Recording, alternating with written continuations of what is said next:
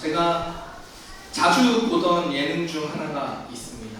요즘은 보지는 않는데요. 한참 정말 너무 좋아했던 예능 중 하나가 바로 그 런닝맨이라는 예능이었어요.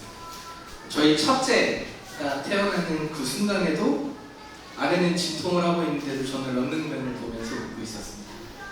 아내가 런닝맨을 보면서 하하 웃고 있는데 저희 아내가 여보 아무래도 이거 이상해요 했는데 아 그거 괜찮아 이렇게 하다가 그 1시간 이후에 그 의사님한테 전화해보고 뭐 하고 있냐고 혼나고 나서 빨리 병원으로 가서 첫째가 태어났어요. 그때 런닝맨을 참 좋아했습니다. 근데 런닝맨도 이제 예능이라는 건 이제 어떠한 그 에피소드들이 있잖아요. 그 중에 제가 제일 기억에 남는 에피소드가 어떤 거냐면 초능력 축구예요. 혹시 보신 분 계시나요? 초능력 축구? 그 멤버들 한 명 한 명이 이제 우스꽝스러운 거죠. 각자 한 명 한 명이 그 능력을 가졌어요. 그래서 바람을 부르는 자 이러면 갑자기 축구 경기하다가 바람을 부르는 자 유재석이 이러면 갑자기 막 축구장에 강풍이 막 불어요. 그리고 허공을 가르는 자 이러면 갑자기 그 와이어로 해가지고 갑자기 축구하다가 공을 들고 이렇게 하늘로 나르는 그런 약간 우스꽝스러운 그런 초능력 축구라는 특집편이 있었어요. 근데 그 중에 가장 마음에 드는 능력이 있었는데요. 그 능력이 무엇이냐면 이광수가 가진 능력인데 시간을 다스리는 능력이 있어요. 네. 시간을 거스르는 자 이러면 시간이 딱 멈춰요. 그리고 이광수는 지 마음대로 가서 막 김종국 뺨 때리고 막 이렇게. 여러분 시간을 다스리는 능력이 있다고 여러분 상상해 보십시오. 정말 시간을 내가 마음대로 할 수 있다. 그러면 그 상상력이 계속 좀 뭔가 생길 것 같아요. 일단 저는 제일 먼저 제 흑역사의 시간으로 돌아가서 그 흑역사를 지워버릴 것 같아요. 그리고 후회되는 순간의 그 시절로 돌아가서 후회를 끊어낼 수도 있을 것입니다. 또는 기쁘고 행복한 시간으로 돌아가서 그 기쁨을 계속해서 맛볼 수도 있을 것 같아요. 아마도 시간을 다스린다는 상상, 이 상상만으로도 설레는 이유는요, 요즘 이 시대는 시간이 너무나 소중하기 때문일 거예요. 시간을 돈으로 사는 시대가 되었죠. 그만큼 생산적이고 효율적인 삶을 추구하는 시대에 시간이라는 것은요, 가장 중요한 가치 또는 요소가 되었다는 거예요. 여러분에게 주어진 그 시간을 어떻게 사용하고 계십니까? 우리에게 주어진 시간이라는 것이 어떤 의미일까요? 2025년 하반기라는 시간, 8월 한 달이라는 시간, 일주일이라는 시간, 오늘 하루의 시간, 나에게 주어진 인생이라는 시간에 대해서 오늘 이 시간 다시 한번 생각해보는 귀한 은혜의 시간 되기를 그리스도의 이름으로 축복합니다. 먼저 성경을 통해서 우리는 시간이 어떠한 것인지 좀 그 의미에 대해서 한번 생각해보면 좋을 것 같아요. 시간에 대해서 가장 먼저 나오는 성경의 본문이 어딜까요? 창세기. 맞아요. 창세기. 시간에 대해서 가장 먼저 나오는 본문이 창세기 1장입니다. 창세기 1장에는요, 세상과 사람을 창조하신 이야기가 나오죠. 세상을 창조하였다는 것은요, 시간이 시작되었다라는 것의 의미이기도 합니다. 우리가 연과 월, 사계절을 체크하고 누리고 이렇게 그 시간의 흐름 속에 산다는 것은요, 그 무언가의 질서 가운데 흘러감을 우리는 느끼고 인식하기 때문인 거죠. 하나님께서요, 해와 달과 별을 만드셨다는 것은 하나님께서 시간을 창조하였음을 의미합니다. 시간을 주관하시는 분이 누구라는 얘기예요? 하나님이라는 얘기예요. 사실 런닝맨에서 이광수가 시간을 다스리는 능력을 가졌다는 것은 전능하신 하나님의 능력을 가진 거예요. 이광수가 근데 그 말썽쟁이가 전능한 힘을 가지고 있으니 얼마나 웃겼겠어요. 창조된 세계에는요, 시간을 비롯해서 시간과 함께 동시에 시간 속에 흘러가는 질서라는 것이 생기게 된 것이죠. 하나님의 시간에 하나님의 방법으로 세계가 시작되었다라는 거예요. 에베소 5장 16절에 보면요, 세월을 아끼라, 때가 악하다라고 말하고 있습니다. 여러분, 세월을 아끼라는 의미가 어떤 의미일까요? 시간을 아껴라, 소중히 여겨라 이런 의미일까요? 그것도 포함된 얘기겠죠. 그런데 정말 쉽게 설명해 보자면 시간을 사람의 입장에서 세월을 바라보지 말라는 얘기입니다. 세월은 단순한 시간을 의미하는 말이 아니라 결단이 필요한 순간을 말하는 거예요. 아끼라는 말씀은요, 값을 지불하여 살아가는 그 순간을 말하는 겁니다. 정리를 해보면 세월을 아끼라는 것은 하나님의 기준에서 우리의 인생 삶을 바라보라는 이야기예요. 나의 시간, 나의 계획, 나의 것이라고 생각했던 것을 멈춰서서 하나님의 기준에서 나의 인생이라는 시간의 관점을 바꿔보는 거예요. 단지 시간을 잘 활용하고 아껴서 나의 열심을 내라는 의미가 세월을 아끼라는 말은 아니라는 것입니다. 하나님의 관점에서 하나님의 뜻에 합당하게 시간을 활용해야 된다는 것을 말하는 것이죠. 왜요? 우리는 시간에 속한 유한한 존재이기 때문입니다. 시간의 흐름을 깨닫는 것은요, 이 땅에서의 나의 삶이 끝이 있다는 것, 죽음이 있다는 것을 깨닫는 것이기도 합니다. 여러분, 언제까지나 가장 좋은 피부와 가장 좋은 힘과 능력을 가지고 계실 것 같습니까? 저도 그러고 싶어요. 요즘 무쇠소년단을 보는데 그렇게 복싱이 다시 하고 싶은 거예요. 지금 복싱 때문에 허리 이렇게 고장나가지고 몇 개월 동안 고생하면서도 어제 집에 밤에 둘이 얘기하면 되나? 모르겠어요. 저기 있으니까. 어제 저희 아내랑 밤 12시에 무쇠소년단 보면 둘이 일어나서 막 서로 찔찔하고 여러분, 건강이 평생 가지 않는다는 거예요. 내가 아무리 운동하고 열심히 해도 유한한 존재라는 것을 우리는 시간이라는 것을 통해서 깨닫는다는 거예요. 그러니 우리의 인생 시간을 어떻게 바라봐야 되겠어요? 하나님의 뜻, 하나님의 관점으로 인생이라는 시간을 바라보아야 한다는 것입니다. 이것이 세월을 아끼라는 뜻이에요. 그런데요, 너무 아이러니한 것은 오늘 함께 읽은 요한복음 1장 14절의 말씀은요, 우리에게 주어진 그 유한한 시간 속으로, 유한한 인간의 몸으로 하나님이 들어오셨다라고 말하고 있어요. 요한복음 1장 14절 상반절을 제가 다시 읽어봐 드릴게요. 말씀이 육신이 되어 우리 가운데 거하시네. 하나님의 말씀이 육신이 되어 우리 안에 거한다는 말씀입니다. 하나님의 말씀이 육신이 되었다는 것은요, 인간의 몸을 입고 오신 하나님의 아들 예수님이 우리에게 오셨다는 얘기겠죠. 그것을 의미합니다. 그런데 여러분, 이거 무언가 이상하지 않아요? 시간을 하나님이 창조하셨어요. 유한함을 하나님이 창조하셨다고요. 인간의 인생이라는 유한함을 하나님이 창조하셨다고요.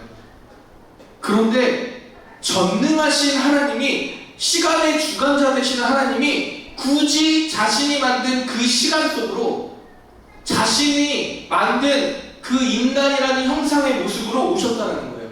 이상하지 않아요? 전능자가 굳이 피조의 세계로 굳이 찾아 들어온 이유가 뭐냐는 거예요. 그 유한함 속으로 다시 찾아 들어온 이유가 무엇이냐는 거예요. 이것을 우리는 신학적인 용어로 성육신, 인카네이션 이렇게 아마 많이 들어봤을 거예요. 우리는 그동안 이 성육신, 하나님이 인간의 몸을 입고, 하나님의 아들이 인간의 몸을 입고 이 땅에 오셨다, 이것을 구원의 기쁨으로써 예수님의 겸손한 낮아짐으로 감사와 소망을 묵상하고는 했습니다. 그런데 오늘 이 성육신을 우리는 시간의 관점으로 한번 살펴보자는 거예요. 전능하신 하나님께서 인간의 몸을 입고 인간의 시간 속으로 들어오셨다는 것은요, 진짜 매우 놀라운 일이에요. 저는 성육신을 이렇게 생각해봤어요. 좀 거시적으로 본다면 도무지 회복의 기미가 보이지 않는 인류인 거야.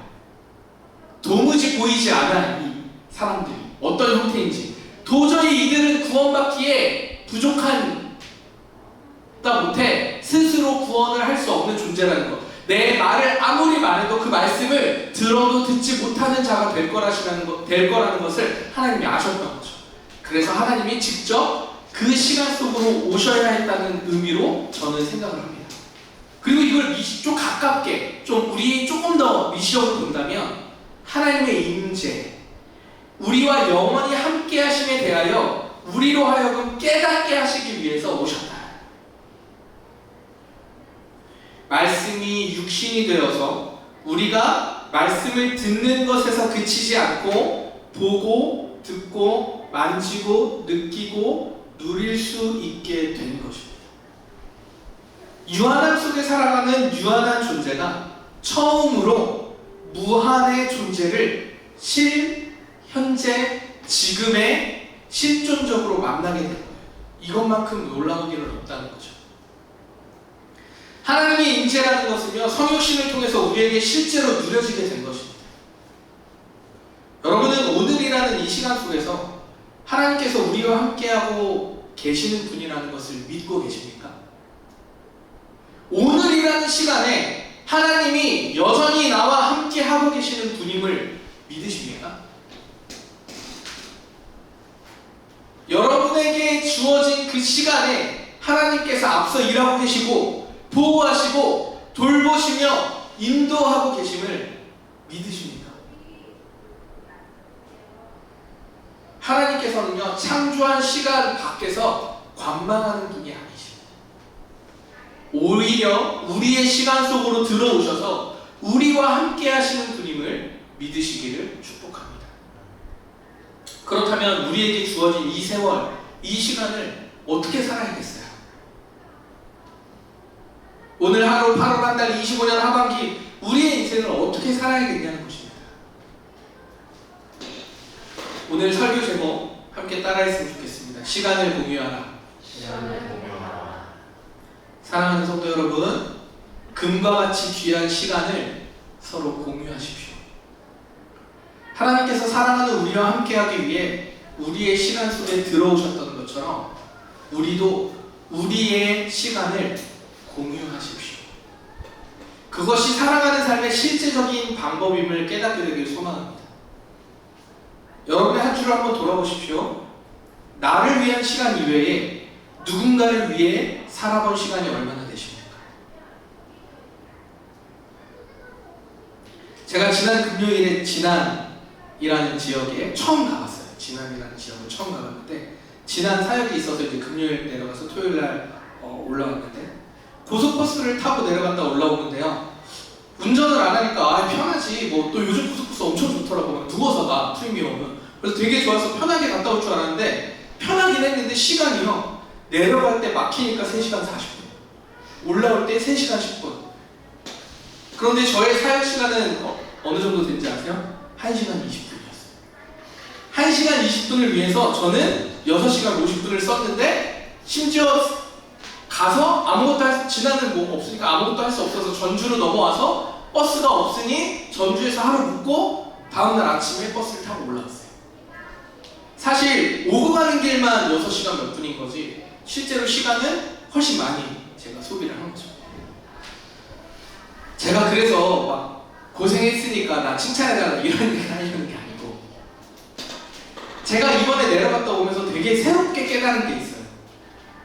제가 지방으로 사역 갈 일이 별로 없거든요. 뭐 초대해주는 사람도 많지 않고. 근데 지난해 갔더니 그렇게 고마워하고 감사해야 하는 거예요. 아니 이렇게 멀리까지 어떻게? 근데 이게 한 명, 두 명, 그리고 저를 초대하신 분이 그러면 이해를 하겠는데, 그냥 뭐 초대했으니까 내가 그렇겠지, 그렇게 얘기하겠지. 근데 보는 분들마다 이렇게 먼 곳까지 어떻게 오셨나, 고맙다, 감사하다고. 처음에는 이게 왜 감사할 일인가를 생각해봤어요. 요청이 있어서 갔으니까 그냥 뭐 이것 때문에 감사하다, 아니면 의례적으로 하는 거 아닌가? 그런데 생각을 해보니까요, 그들의 시간을, 그들과 함께하기 위해 나의 시간을 내어놓았다는 것, 그들과 나의 시간이 공유되었다는 것에 그분들은 감사해야 하더라고요. 내 사역의 모양과 모습이 어떠하든지 간에 그 순간, 그 시간 함께하는 것으로 그분들은 고마워하고 감사해하고 기뻐하더라는 거예요. 여러분, 사랑하는 삶, 가서 모든 민족을 제자 삼고 하나님 사랑하고 서로 사랑하는 삶 살고 싶으십니까? 그렇다면 여러분에게 주어진 시간을 다른 사람들과 공유하시길 바랍니다. 나만의 시간을 조금만 떼어서 다른 사람들과 함께 나눠보십시오. 하나님과 하나님의 형상대로 지음받은 친구와 이웃에게 시간을 공유해 보십시오. 분명히 확실한 것은 고마워할 거예요. 감사해야 할 것입니다. 가끔은요, 할 수 있다면 만남의 장소를 정할 때도요, 내가 조금 희생해서 상대방 쪽으로 가보십시오. 그 사람에게 내 시간을 공유하고 더 쓰는 거예요. 그 사람에게 금같은 그 시간을 내어주는 것입니다. 저는 그것이 사랑의 실존적인 또 실제적인 시작일 수 있다고 생각합니다. 예수님이 이 땅에 오셨어요. 그리고 제자들을 부르셨습니다. 12제자를 세우셨죠. 그리고 함께 하셨습니다. 마가복음 3장 14절에 보면요, 예수님께서요, 제자들을 부르신 다음에 자신과 함께 있게 하시고 라고 말하십니다. 예수님이 이 땅에 우리의 시간 속으로 들어오신 이후에 12제자를 불러서 그들과 함께 하셨다는 거예요. 시간을 공유하셨다는 거예요. 여러분, 예수님이 얼마나 바쁘셨어요? 아시죠? 공생의 3년 동안 새벽마다 일어나서 기도도 하셨지만 밤늦게까지 사역하셨어요. 지금처럼 전기가 있었습니까? 해가 지고 아침 저녁으로 예배 드리면서 정말 바쁜 시간 가운데 사람 고치죠, 뭐하죠 정말 수없이 바쁜 가운데에서도 제자들과 함께하는 시간, 항상 모든 것을 가르친 이후에 제자들에게 따로 설명하시고 엄청 바쁘신 시간 가운데에도 제자들과 함께하는 시간을 가지셨다. 그 모습이 결국에 어떻게 투영되죠? 어떻게 반영되죠? 초대교회에 함께 살아가는 모습으로 이어져 간다. 시간을 통해서 관계하였다는 거예요. 헤르만 바비크는요, 그리스도인의 시간에 대해서 이렇게 말하고 있습니다. 그리스도인들의 시간은 하나님의 영광과 이웃 사람을 향한 질서 속에서만 진정한 의미를 가집니다. 나와 함께하는 사람들과의 시간을 공유함으로써 우리는 하나님의 영광이 된다는 거예요. 우리가 오늘 읽은 요한복음 1장 14절에도 같은 말을 하고 있죠. 우리말 성경으로 제가 한 번 더 읽어드릴게요. 그 말씀이 육신이 되어 우리 가운데 계셨기에 우리는 그분의 영광을 보았습니다. 그것은 은혜와 진리가 충만한 아버지의 독생자의 영광이었습니다. 하나님께서는 우리의 시간 속으로 들어오셔서 우리가 그분의 영광을 보게 하셨다는 거예요. 우리 또한 친구, 이웃, 타인에게 우리의 시간을 공유함으로써 그들의 시간 속으로 들어감으로써 우리는 하나님의 영광을 볼 수 있다는 것입니다. 하나님을 기쁘시게 하는 삶, 영광스러운 삶을 살아가기로 결심하는 삶은요, 나 개인의 시간만 잘 활용하는 것이 아니고요, 목적을, 그 개인을 잘 가꿔서 목적을 이루고 결과를 잘 나타내는 것만이 영광은 아니라는 얘기예요. 육신이 되어 기꺼이 우리에게 들어오신 하나님처럼 우리 또한 그 사람을 닮아서 시간을 공유하면서 함께 살아갈 때 하나님의 영광이 나타나는 줄 믿습니다. 말씀을 좀 정리해 볼게요. 사랑하는 우리 성도 여러분, 서로의 시간 안으로 들어가는 삶이 되기를 바랍니다. 현대사회에서 시간이 가장 귀한 자원이잖아요. 여러분, 여기서 시간을 소중하지 않은 분 계십니까? 내비게이션 보면서 시간 맞춰서 나가잖아요. 1분이라도 아껴보려고. 맵 지도 펴놓고. 현대 사회에서 가장 귀한 자원이라고 하면 저는 시간이라고 생각해요. 돈으로 시간까지 사버리잖아요. 동시에요, 그렇게 귀한 자원이 시간이기 때문에 사람과 사람 사이의 거리를 만드는 그 힘을 가진 것도 저는 시간이라고 해요. 그래서 오랜만에 만난 친구들에게 이렇게 얘기하죠. 아유, 분주하고 바쁘게 사느라 무소식이 희소식이라고. 아, 이렇게 통화하니까 좋다. 언제 밥이나 한번 먹자 하고 또 오늘 들죠. 바쁘고 분주한 가운데서요, 서로를 위해 시간을 공유하시기를 바랍니다. 이를 통해 하나님의 나라가 이상이 아니라 개념이 아니라 실제적인 우리의 시간 속에 임하게 되는 줄 믿습니다. 사도행전 2장에 보면요, 초대교회의 삶이 잘 드러나 있잖아요. 우리 잘 알고 있잖아요. 그 시대의 상황과 이 시대의 상황이 똑같다고 볼 수는 없겠지만 분명히 우리가 시간이라는 시간을 공유한다는 점에서는 분명히 우리의 삶을 좀 돌아보게 하는 요소들이 있다는 거예요. 예수님이 제자들과 함께 식사하고 교제하고 기도하고 삶을 나누었듯이 초대교회 성도들도 함께하는 시간을 계속해서 살아냈다는 거예요. 시간을 공유한 것입니다. 우리나라 우리 성도 여러분, 시간을 함께 보내지 않는 공동체는요, 존재할 수가 없어요. 이상과 개념만을 가지고 공동체라고 말할 수는 없습니다. 실제적인 삶의 동역자가 되기 위해선 서로가 서로에게 시간을 내어주고 함께하는 시간이 늘어가야 하는 것입니다. 모이기를 패하는 자가 아니라 서로의 시간을 공유하며 하나님의 시간을 함께 살아가는 거예요. 모여서 먹고 마시고 교제하고 은혜도 나누고 기도하며 격려와 축복의 시간을 함께 보내는 것, 이것이 하나님의 시간을 살아가는 공동체의 삶인 줄 믿습니다. 여러분, 그런 의미에서 공동체가 함께 할 수 있는 기회가 우리에게 주어진다면 기꺼이 함께 해주시기를 부탁드립니다. 예배 또는 교제, 그 어떠한 모임이라도 조금만 더 애써서 공유하는 시간을 좀 많이 확보해 보시기를 바랍니다. 공동체가 함께하는 시간이 늘어야 하나님의 뜻을 함께 분별할 수 있어요. 한 걸음을 내디딜 수 있어요. 안 그러면요, 결국에요, 하는 사람들, 열심히 있는 자들, 기대 꽂고 가자라고 하는 사람들의 말에만 따라가게 돼 있어요. 제가 그거 제일 잘한다고 말씀드렸잖아요. 근데 그것은 하나님의 방법이 아님을 저는 목회하면서 깨달았어요. 물론 목사에게 주신 비전과 사명이 있고 분별할 수 있는 능력도 주셨죠. 그런데 분별의 능력이 저에게만 있습니까? 여러분의 삶에도 있습니다. 분별함은 저만 있는 게 아니고 여러분의 삶에도 분별함이 있다는 거예요. 그래서 우리 각자가 가지고 있는 분별의 삶 가운데 모여서 서로 묻는 거예요. 나 이런 일이 있었는데 도대체 이 일 가운데 내가 어떻게 선택하고 고민하고 살아가야 될지 모르겠어. 서로의 시간을 공유하는 겁니다. 여러분, 사도행전 16장 5절 이후에 루디아를 만났던 마게도냐의 그 사도 바울의 선교팀을 기억해 보십시오.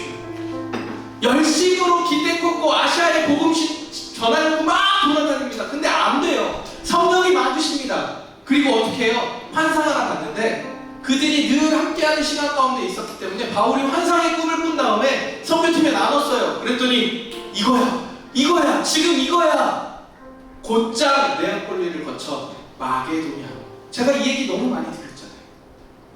여러분, 한 걸음 공동체로 한 걸음 걷기 위해서는요, 시간을 공유해야 합니다. 매달 드려지는 게더링 예배도요, 그러한 의미에서 세워진 예배예요. 함께 기도하고 하나님의 이름 앞에 머물러 보고, 아직 우리 시작도 못했어요. 그래서 우리 뭐 하길 원하느냐고 묻는 그 질문 한번 던져보지 못했어요. 지금도 여정 가운데 있기 때문에 하나님이 하고 계시는 그 여정이라는 걸 분명히 믿고 있습니다. 그러나 더 많은 시간 할 수 있다면 최선을 다해 우리가 함께하는 시간들이 늘어가야 돼요. 가장 사랑하는 누군가가 갑자기 새벽 2시에 전화가 왔습니다. 야, 나 너무 급해. 지금 나 너무 힘들어. 그럼 여러분 어떻게 하시겠어요? 야, 나 죽을 것 같아 라고 한다 그러면 어떻게 하시겠습니까? 야, 지금 시간이 몇 시인데 전화를 해. 정신 차려. 야, 뭐 어쩌라고. 야, 그냥 들어가. 집으로 들어가. 이렇게 하실 거예요? 극티. 아니면 F로 어떡해. 아니면 뭐 어떻게 할까요? 일단 만나지 않겠어요? 일단 일로 올래? 아니 내가 갈게.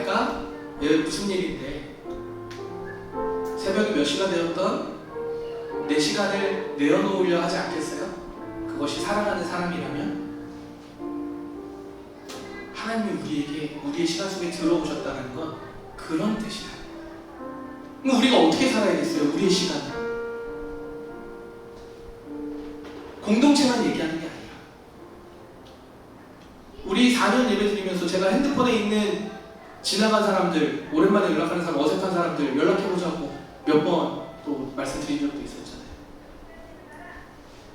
우리의 삶은 계속해서 분주하고 변하고 바뀝니다. 바쁨이 끝나면요, 그동안 바빴기 때문에 못 놀았던 거 열심히 나를 채워요.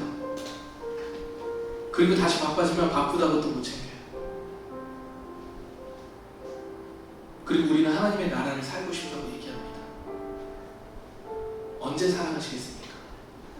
언제 함께 하시겠습니까? 언제 시간을 하나님 앞에 내어드리겠습니까? 며칠 전에 제가 시간을 공유하는 멋진 이야기가 우리 교회에 들려서 제가 너무 기쁜 마음에 당사자에게 묻지도 않고 좀 나누려고 해요. 모두가 바쁘잖아요. 저는 우리 성도들의 삶이 어떤지 그래도 제가 제일 잘 알고 있으니까 얼마나 바쁘게 사는지 알아요.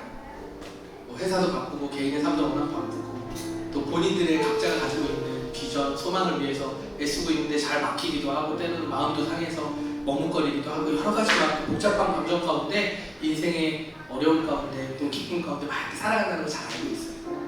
그런데요, 분주하고 그 바쁘고 개인의 삶 속에 그렇게 시간이 없음에도 불구하고요, 공동체에 시간을 내어서 우리 어떤 한 형제의 이야기예요. 이 형제가 최근에 저한테 그러더라고요. 하나님 나라를 위해 실제적으로 무엇을 하고 할 수 있을까를 고민이 돼서 목사님 좀 할 수 있으면 같이 뭐 하고 싶다고 뭐라도 이 얘기를 해주더라고요. 되게 기쁘고 감사한 일이었죠. 그런데 최근에 이번 주였었던 것 같아요. 이번 주에 갑자기 이 친구랑 연락을 하다가 최근에 일주일에 한 번씩 30분에서 1시간을 한국에 들어와 있는 외국인에게 한국어를 가르치기로 했다는 거예요. 여러분 하실 수 있으세요? 한국어 우리 다 하잖아요. 가르칠 수 있고 교사 사람들과 같이 하면 할 수 있잖아요. 물론 전문적이지는 않을 수 있지만 뭐 그러나 저러나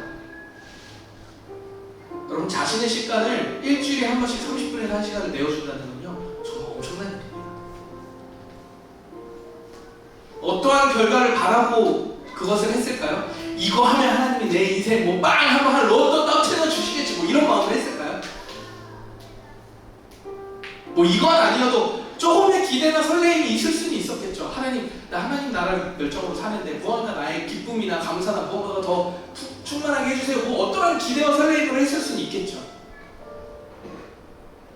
앞으로 하실 하나님의 일을 기대할 수는 있지만 그것이 어떠한 거대한 일을 상상하면서 나의 만족 유인을 막 채워 넣기 위해서 시작된 일은 아니었을 거예요. 그냥 함께 하기로 결정한 것이라고 저는 생각합니다. 여러분 우리에게 주어진 시간을 어떻게 활용하시겠습니까? 서로의 시간을 공유하여 서로의 시간 속으로 들어가는 것, 저는 사랑의 가장 실제적인 이 시대의 표현이라고 생각합니다. 정말 너무 바빠서 친구를 만날 시간이 없다면 정성을 다한 카톡 메시지라도 한번 보내보십시오.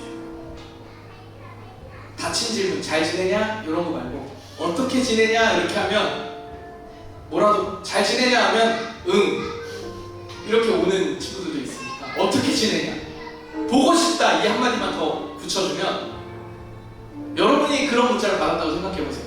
그래 라고 보내시겠어요? 뭐라도 말을 더 적어서 보내야 되잖아. 똑같아요. 내가 보내면 그렇게 보내면 돼요. 어떻게 지내냐? 보고 싶다. 친구와 이웃 그리고 믿음의 공동체와 시간을 나누는 우리 모두가 되기를 소원합니다.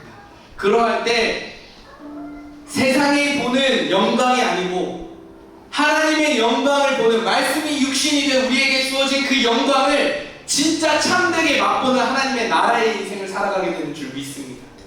이 여정이요, 저는 믿음으로 고백하는 것은요, 이 여정은요 어쩌면 그 오랜 시간 우리의 손에 아무것도 잡히지 않을 수도 있어요. 그러나 괜찮습니다. 하나님이 기뻐하시는 삶으로 계속해서 이어져 갈 거예요. 저는 그렇게 믿습니다. 그렇게 되기를 그리스도의 이름으로 축복합니다. 여러분, 사랑하며 사십시오. 사랑을 공유하십시오. 나누십시오. 시간과 에너지를 드리십시오. 하나님의 일하심이 이미 시작되었습니다. 누구를 통해서? 나를 통해서, 우리를 통해서, 여러분의 삶을 통해서 하나님 일하고 계십니다. 그러니 두려워 마시고 마음껏 시간을 공유하십시오. 그렇다고 모든 다른 것에 올인하셔가지고 맨날 여기 교회 와 있지 마시고, 그런 거 하나님이 우리 교회 와도 뭐 없어요. 오시면 그럴 일 있으면 오셔서 물통이나 좀 비워주시고 청소 그냥 돌려주시고 가시면 될 것 같아요.